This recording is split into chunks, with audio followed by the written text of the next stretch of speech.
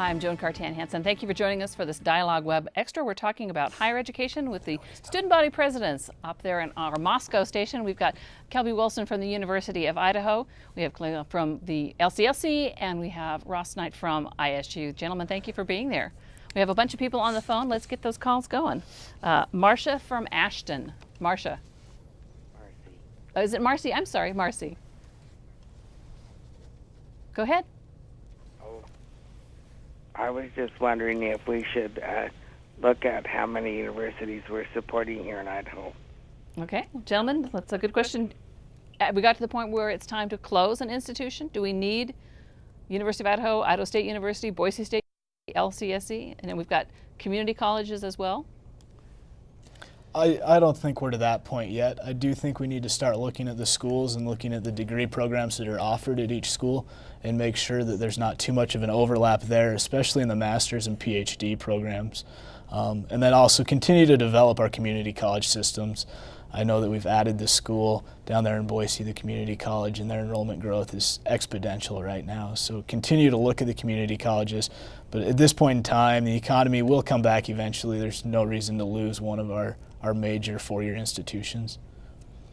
That's good. I think we also serve a vast diversity and different population at each of the institutions.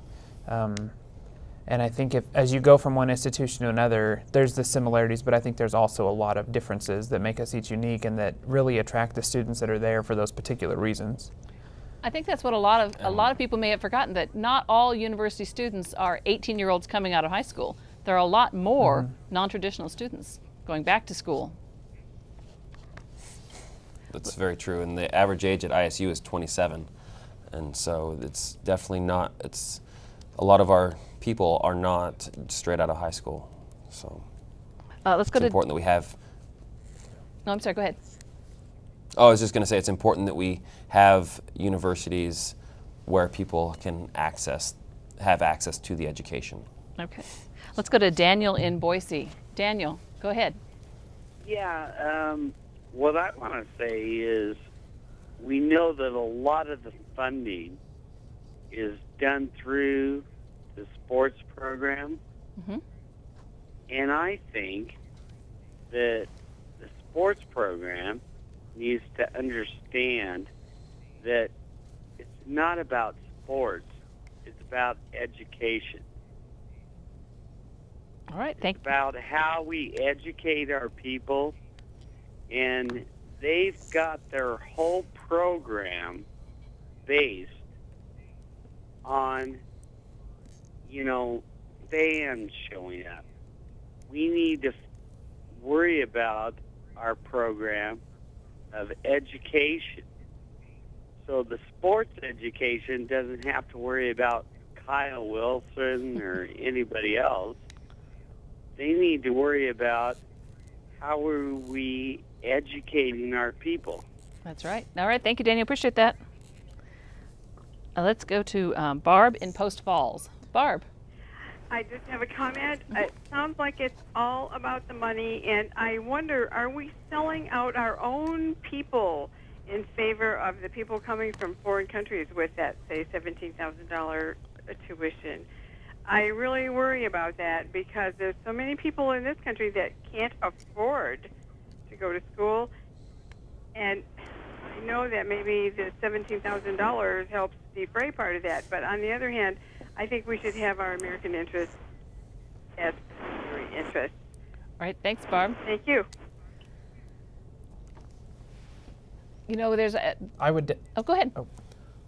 I was just going to say, I would definitely agree that, we definitely don't want to sell our own people out, and especially our Idahoans, but with that additional revenue also comes opportunity for additional scholarships for students, locally and in the state of Idaho.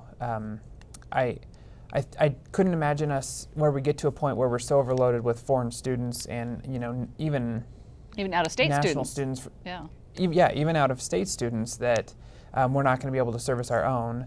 And I think that's one of the real important things that we all need to remember as we look at the future of higher ed, that we make sure we're taking care of our own people first, and then those additional and available spots can be filled by those other students from outside of the state.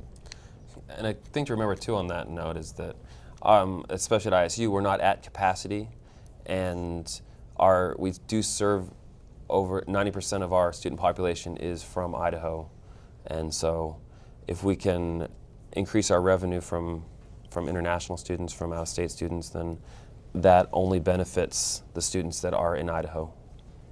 And we're lucky. I understand most of the universities in California, the public universities, have waiting lists now.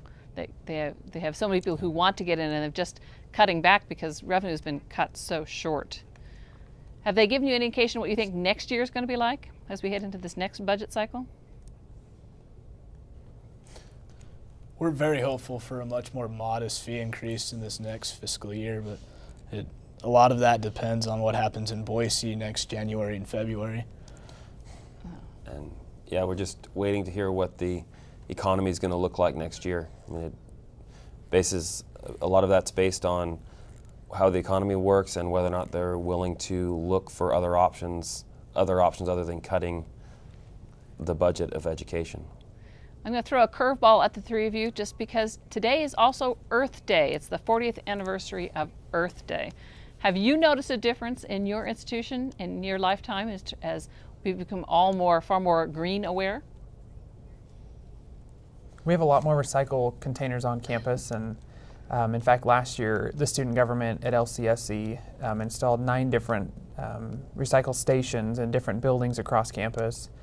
And I know there was talk at the beginning of the year about building, potentially building a new parking lot that would be used for those cars that had low emissions, or the hybrid cars, as kind of an incentive to own one of those. So although it's not necessarily an on-campus thing, it's still an effort to promote that. And even just in the last couple of years, it's been, instead of just throwing away that plastic bottle, you go look for a recycling container. Yeah. And it's really at the forefront of our minds a lot more than it was even just a few years ago. And our sustainability center has been very active on campus, composting, recycling, you name it, we have it. And then also just even energy savings in the building. Building's a little bit cooler during the winter time and kept a little bit warmer, a little less AC during the summertime. All right, gentlemen, any last thoughts before we say goodnight?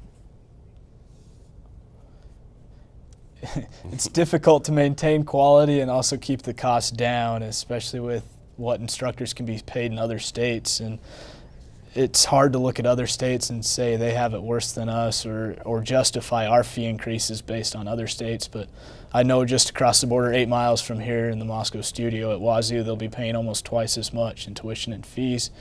And I know that doesn't make it much easier for Idahoans, but just hopefully we realize that we do have a fairly heavily subsidized education here. State funding covers about 60% of the general education fund at the University of Idaho. Just make sure that we're vocal and let our representatives and senators know here in the state that education is important to us. We have to be visible and be the voice for our own future at this point. So focus on education.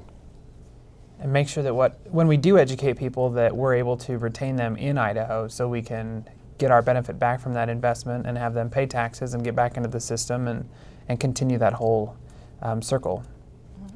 Well, gentlemen, thank you so much. I appreciate you taking time to appear today and joining us for this Web Extra. Thank you. Thank you. And thank you for joining us. We'll see you here again next time.